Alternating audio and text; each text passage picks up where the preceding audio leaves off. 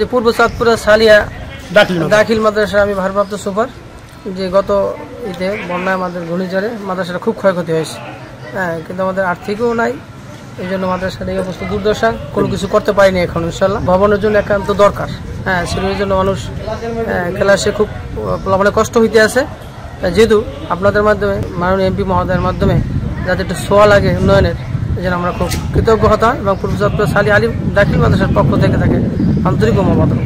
জি, আসসালামু আলাইকুম শাহাদ ভাই, আপনার ধন্যবাদ। বিশাল পূর্ব চাঁদপুরা সালিয়া দাখিল মাদ্রাসা স্যার, আমাদের এই মাদ্রাসাটা মানে ঝুঁকিপূর্ণ, উপরের মানে ছাদ ওই পরিবার দস্য পরে ছাত্রীদের খুব ভয়াবহ বিরাজ করে।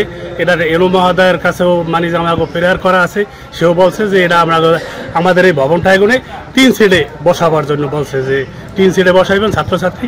এটা এলো মহোদয়ের কাছেও নলেজে আছে।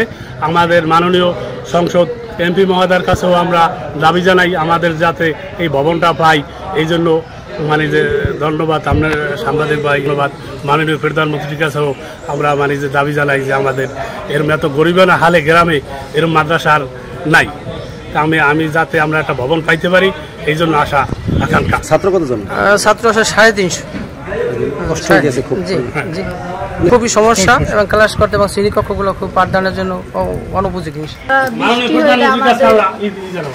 বৃষ্টি হলে আমাদের বই খেতে ভিজে যায়, তারপর খুব কষ্ট হচ্ছে, আমাদের একটা ভবন দেন। আসসালামু আলাইকুম, আমার নাম আনিকা আক্তার দিন, আমি 8ম শ্রেণীর শিক্ষার্থী। এই মাদ্রাসার নাম পূর্ব চাঁদপুরা সালেহিয়া দাখিল মাদ্রাসা। এই মাদ্রাসা আমরা পড়াশোনা করতে অনেক কষ্টকর হয়, রোদের দিনে ফ্যান ছাড়া পড়তে হয়, তারপর বৃষ্টির দিনে ক্লাস করতে পারি না। এক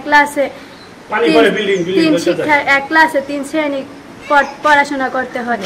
এজন্য আমাদের এই জায়গায় দরকার একটি ভবনের খুব প্রয়োজন।